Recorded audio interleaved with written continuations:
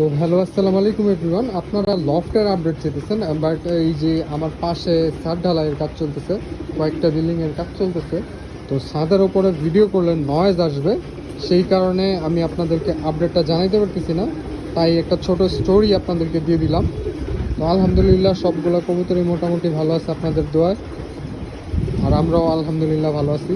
আমার সাথে এইখানে আছে কে, ভাইরাল গায়, হ্যাঁ, সামি আছে।